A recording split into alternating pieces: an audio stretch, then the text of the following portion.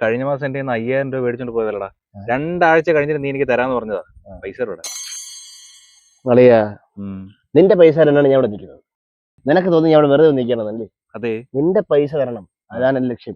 പൈസ നിനക്ക് വന്ന് ഞാൻ പരിച്ചിട്ട് പോകുന്നു. പ്രമോദ് ഇങ്ങോട്ട് വന്നോട്ട്. ഏത് പ്രമോദ്? പലിശക്കാരൻ പ്രമോദില്ലേ, അവന്റെ ഞാൻ പലിശക്ക് മേടിച്ച് നിനക്ക് തരാം. അവൻ പലിശ കൊടുത്തു തുടങ്ങി. നീ ഈ നാട്ടിൽ നിന്നും അല്ലേ ജീവിക്കുന്നത്? വസ്തു വാങ്ങി ഒരു പുതിയ കാർ എടുത്ത് എന്തൊരു പൂഞ്ച അങ്ങനെ എന്തോ ഒരു കാർ അളിയാ, പഞ്ച് അങ്ങനെ ഒരു കാർ അവൻ മേടിച്ച് ഇപ്പൊ പുതിയൊരു TV ഷോ തുടങ്ങാമെന്നൊക്കെ പറഞ്ഞിട്ട് എവിടെ നിന്നാ അവനെ ഇത്രയും പൈസയൊക്കെ? എല്ലാം പലിശക്ക് കൊടുത്തില്ലടാ.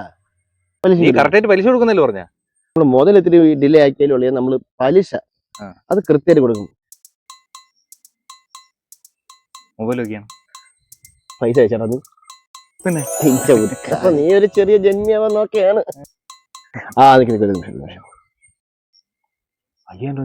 നിനക്ക് ഞാൻ പൈസ എത്രയാണ്? 5000 രൂപ ഇപ്പൊ തന്നു. അത് ക്ലിയർ ആയില്ലേ? ഇപ്പൊ നീ എനിക്ക് എത്ര അയച്ചിട്ടുണ്ട്? 5000 ഉണ്ട്. അപ്പൊ നിനക്ക് ഞാൻ മാസം ഇനി 5000 രൂപയ്ക്ക് പലിശ തരണം.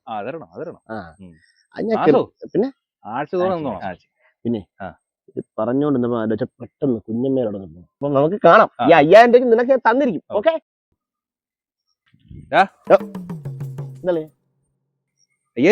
എനിക്ക് നിന്നെ പറ്റിക്കാൻ പറ്റും. നീ കണക്കിന്റെ കാര്യത്തിൽ ബുജിയല്ലേ? അത് നീ എനിക്കറിയാം. ഓക്കെടാ ഓക്കെടാ, ശരി. കറക്റ്റല്ലേ?